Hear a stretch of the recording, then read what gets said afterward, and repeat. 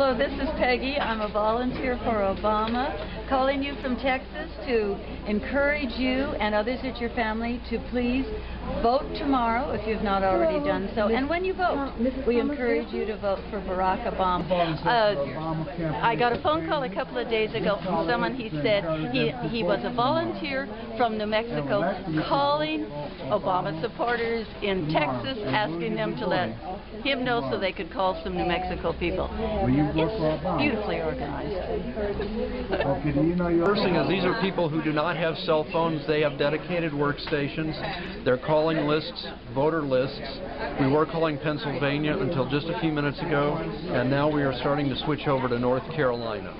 We're keeping track of every contact, and every dial is getting phoned into the Obama headquarters regularly, 11 a.m., 2 p.m., and end of day, I think. How many days, weeks have you been helping out here? 2 days. 2 days. So and now I'm in charge. Isn't that impressive? It's great. It's very fun. I saw luggage piled up outside. How come? Well, we just had a bus of 50 volunteers return from Albuquerque, New Mexico, where they spent the last 2 days canvassing. They knocked on doors in the South Valley area, and they probably knocked on about 5,000 or 6,000 doors while they were there. Anybody throw an egg back at them saying, I'm tired of seeing you Obama people? No, actually, people were really excited. The Obama supporters in New Mexico are really happy to see how many volunteers there are and how hard the campaign is working to get out the vote. Perspective as far as you've seen a lot of campaigns in Texas. You've seen a lot of campaigns in Austin. Yeah, I was actually the coordinator of Democratic campaigns in the past twice and worked on Ann Richards' campaign pretty closely and never seen an outpouring of emotion like this before. It is incredible. What's driving it, and what makes it incredible? Well, it makes it incredible because people of every stripe and size and color and neighborhood are here, and they're always here. They're here all night, and there's just tremendous hope, I would say. And in Texas, you know, we hope for a change, but mostly we just have to have hope, and I think that's what these people have, and there's great excitement. That's not to say you expect Obama to win Texas.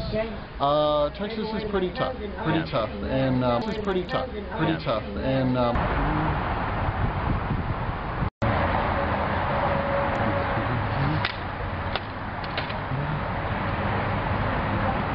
how's everybody doing today? Military Times is a publication that is very well read and well respected in the military. They did a scientific survey of over 4,000 members of our armed forces, active duty, reserve, and veterans. You might be curious to know what our men and women in the armed forces think about who their next commander-in-chief should be. Over 68% of them thought John McCain should be their next commander-in-chief. It's that powerful pull to run towards the sound of the guns when your country needs you that's on display today. Frankly, that's what tomorrow is about. Unless you've been living under a rock for the last couple of years, you know that tomorrow is the culmination of one of the most passionate and one of the most memorable, one of the most powerful campaigns, certainly in my memory.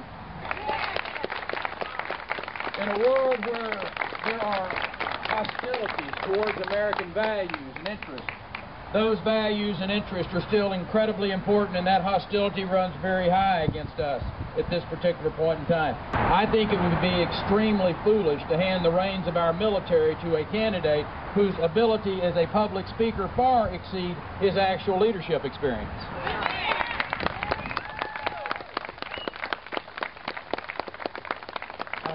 Jerry, correct me if I'm wrong, but I think it was the Democrats' own vice presidential choice who said that foreign powers will definitely test him if he is elected president.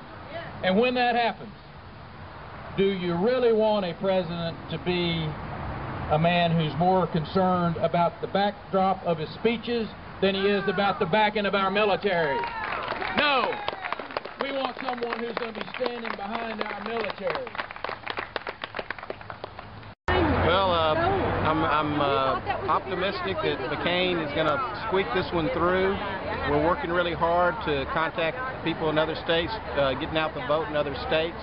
We're calling people in other states that haven't voted yet. And I'm really concerned about Obama and all this Obama mania that I see. And they haven't really looked at, I think a lot of people haven't really looked at what Obama's standing for. For instance, this sign, Stop Obama Socialism. I really feel strongly that Obama is going to take us in a direction that we will be very sorry that we went in.